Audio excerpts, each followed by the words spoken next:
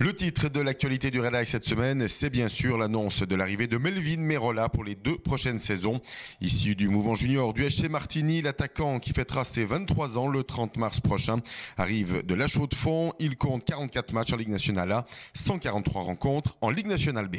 Retour en image maintenant sur les 2 matchs du Red Ice cette semaine. D'abord samedi à Viège où le match s'est décidé à la 59e minute sur cette réussite signée Coriloc alors que les Hauts-Valaisans évoluent en supériorité numérique. Score final 3-2 pour Viège.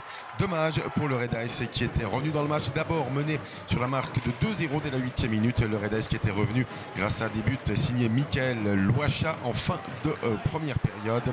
Et l'égalisation pour le Red Ice qui était signée de la part de Fabian Brem. Fabian Brem servi par Vladislav Zorin et Florian Deller. Et 3 jours après cette défaite 3-2 à Viège, le Red Ice accueille La Chaux-de-Fonds mardi au Forum avec l'envie de faire mieux. Eh bien, le Red Ice passe complètement à côté de ce match. Défaite au final 3-0.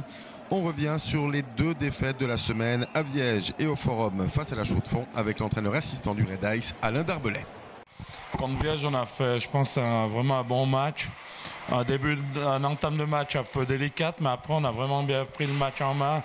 Malheureusement, il nous manque que la victoire pour que ce match il soit bien.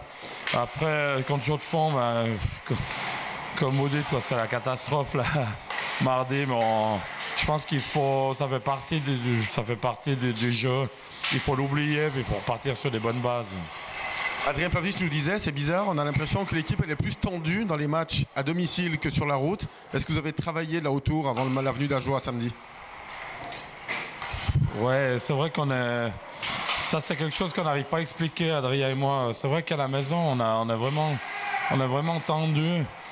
Mais maintenant, je pense qu'il faut pas trop se poser de questions et puis il faut jouer comme on est capable de le faire à 100%. Il faut pas se poser de questions si on est à la maison ou sur la route.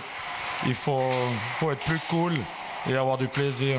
Conséquence au classement de ces 2 défaites, le Red Ice recule d'une place pour se retrouver 7e. 37 matchs, 48 points, c'est encore 10 longueurs d'avance par rapport à Turgovie. C'est 5 longueurs de retard sur la 6e place occupée par Viège. Et pour le gros plan du Red Ice Info de ce 22 janvier, nous sommes allés à la rencontre d'un nouveau visage du Red Ice, un visage valaisan, celui de Fabien Curit. Alors, je m'appelle Fabien Curit, j'ai un contrat à Langnau, mais je suis valaisan, je viens de Vétro. C'est vraiment un plaisir de pouvoir revenir en Valais pour jouer sur les couleurs de Red Ice. Votre parcours dans le hockey, d'abord le H-Session, ensuite les juniors du côté de Sierre et le départ à Langnau pour percer en Ligue nationale. Oui, c'est exactement ça. Il n'y avait pas la possibilité de jouer en élite en Valais. Alors j'ai dû partir, puis c'est tombé sur Langnau un peu par hasard presque.